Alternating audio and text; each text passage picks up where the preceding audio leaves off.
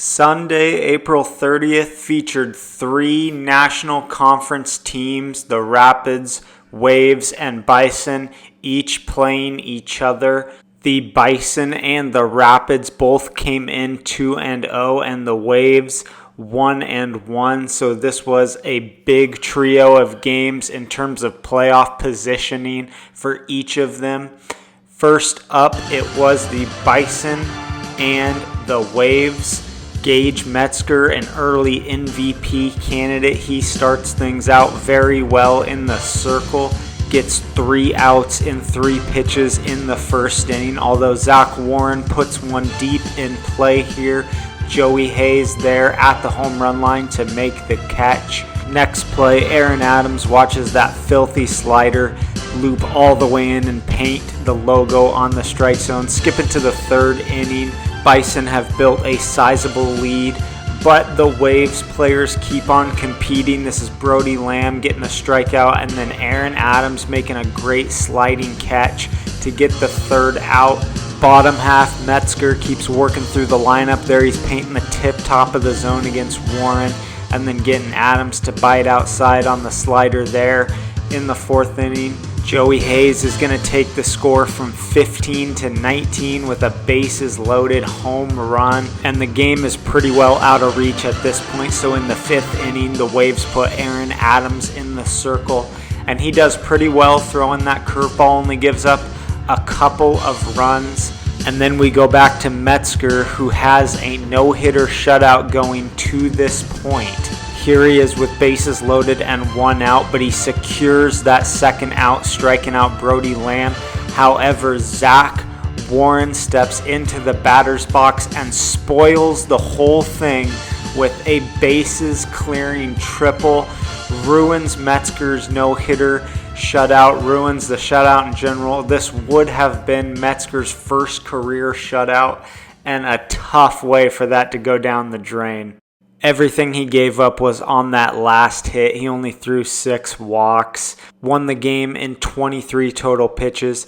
His teammate Joey Hayes also had a really good game, had that grand slam and then a nice fielding out there early on, deep at the home run line. As for the Waves, nothing really in terms of bright spots. I thought they played hard, but they just couldn't compete with Gage's pitching in this one. Here's Gage and Zach Warren after the game. Tell me about the performance. Felt good. Felt really good. Everything was working. Didn't throw a walk until the third inning. Would you say that's your best pitching performance of your career? Absolutely. Yeah. It's the best I ever pitched. Do you think you can do it again against the Rapids today? Yeah, I definitely could. Why don't you tell me about Gage's pitches? Yeah, well, he's been filthy since day one. I mean, before he left the Bison, I told him that he had everything you need to be a starting pitcher, so he just comes out and proves it for sure. How'd you get that one hit? Just timing, you know. I've seen him all day, so just don't get enough pitches to hit. That's the worst part. How big of a game is this next one against the Rapids? It's pretty big. For us, it's pretty big. We got to get back on the winning strike of things and get our team back in the mix of playing good ball. So the Waves, now 1-2, come into the next game against the Rapids feeling a little desperate. Things start off looking pretty decent. Bases loaded, nobody out for Aaron Adams. Gets a single, and the Waves are on the board first. They take an early lead by 2. Jared Shagul does a nice job working out of that jam. Aaron Adams gets the start for the Waves in Game 2, coming off that last inning in the first game. Things don't go quite as well for him to begin this one, though. He walks several runs across. Here's Troy Flanagan getting a single to score another run. Rapids put 9 on the board in the first. We're in the bottom of the second now. Aaron Adams is able to start dialing in that curveball and gets through the inning with no runs across. We're headed to the third inning with now what seems to be like it's going to be a pretty competitive game. Waves need to score some more, though. Here's Aaron Adams. Another hit. That's a double, but Troy Flanagan, what a great effort to stop that ball right at the line. Gets a perfect swat on it to keep it a double instead of a triple. Later in the inning, bases loaded, 2 outs, and Shagul paints that top outside corner on Adams to get out of the inning. Here's Troy Flanagan in the bottom of the third, getting a nice blooper shot to right field. Later, he's going to hit another one into the outfield, but Brody Lamb there to make the catch. 4th inning, Rapids up 10-3. They're still nursing a lead. Waves need some runs, but Zach Warren strikes out there for the 2nd out, and Brody Lamb strikes out for the 3rd. They each had bases loaded, leaving runners stranded. Not a winning recipe, so Aaron Adams has to keep dealing good pitches, but this is a triple that clears the bases by Shagul in the bottom of the 4th, and the Waves are very much in control now in the 5th. Shagul getting the 2nd out there, and the 3rd out here. Zach Warren swinging at a Aaron high fastball. Waves drop to 1-3. Rapids go to 3-0. Shagul, a very nice pitching stat line. 3 runs allowed, only 2 hits, an equal number of strikes and walks, which is very good, very efficient. The batting for the Rapids could have been a lot better, but they will live with it because wins are wins. As for the Waves, Aaron Adams had a pretty solid pitching outing, to be honest. 9 runs in that 1st inning kind of killed them.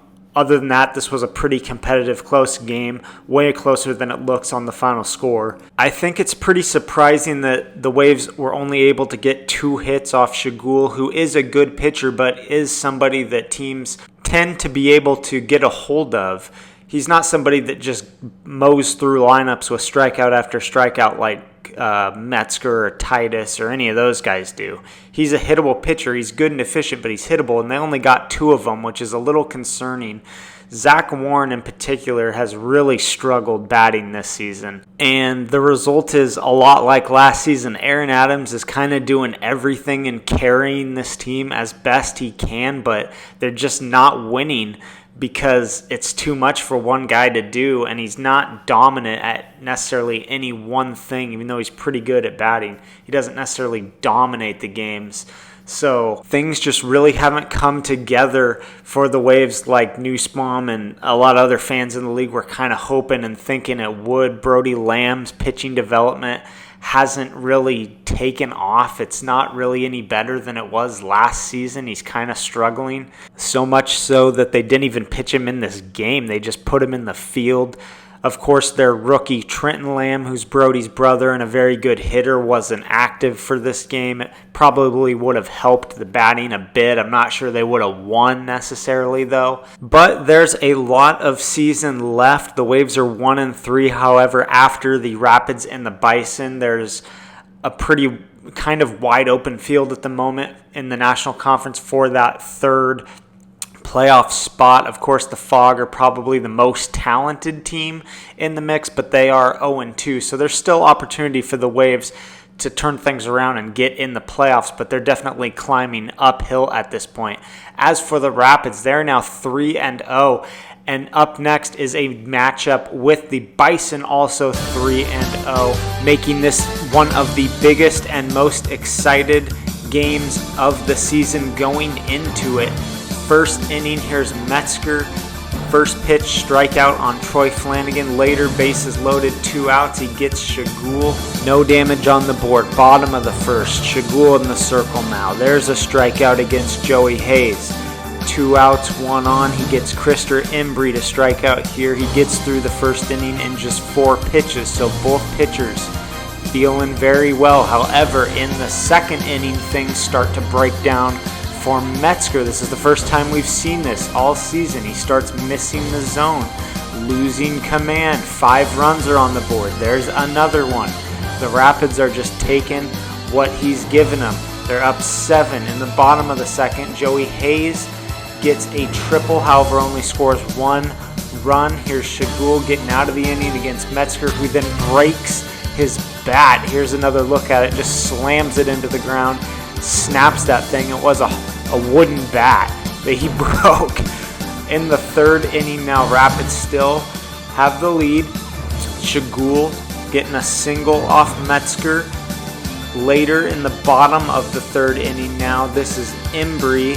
He gets himself a leadoff double, and it leads to a run later in the inning. But once again, Shagul able to work himself out of jams in this game. Look at this pitch that he paints on the inside upper corner to get Metzger out, and then with 2 outs, bases loaded, strikes out Embry. Only 1 run allowed there. Bottom of the 4th, Shagul and the Rapids up by 9. This is Hayes getting the ball in play, but not far enough. Shagul runs it down to get the fielding out with a little kick there before it gets to the line. Bison are able to put some runs on the board, though, cut into the margin. Double there by Embry, scores 2. But the Rapids still in good command of this one. In the 5th inning, they take their lead back up above 10 into double digits. Metzger just can't find the zone. Really struggling, getting frustrated. Kind of lost his head a little bit in this game. 5th inning, Bison down big. This one seems pretty well over, but they continue to show some fight, which is good to see. Hayes getting a single there, and then Embry a 2-run homer to get 8 up on the board. However, Jared Shagul ends this thing with a couple of strikeouts against Joey Hayes. The Rapids are 4-0. I think people knew that this was going to be a good season for them, thought maybe they could be a team that could contend for the championship. I don't think anybody thought they were going to come into this game against the Bison and smoke them by 15 runs. Shagul, everything ran through him. Only 8 runs allowed, 5 hits. He had a very efficient strike-to-walk ratio in this one again. He had the team's only hit. He had a fielding out and a stop. The guy just did it all in this one. And the other impressive thing about this game day for the Rapids is Ty Johnson, who's a good player and the leader of the team, wasn't even active. He was sick and out for these games, and they still got these 2 huge wins. As for the Bison, Christopher Embry had a very good game. 3 hits, couple doubles, a home run. Metzger's pitching he didn't have it in this one, and that happens. The good news for him is I do believe that there's probably a good chance that these 2 teams are going to meet each other again in the playoffs this season in the National Conference. The thing about this win for the Rapids, though, is it does position them to get that very important 1 seed and bye. So if they do get that and then play the Bison, it would be them fully rested and the Bison having just come off of a National Conference semifinals game. But that's a long ways down the road. It may not even happen. We'll see when the time comes. Anyway, that is the end of the highlights for this game day, which was on April 30th. Next up, we've got games on Sunday, May 7th. I'm Commissioner Cale Johnson. We'll see you next time.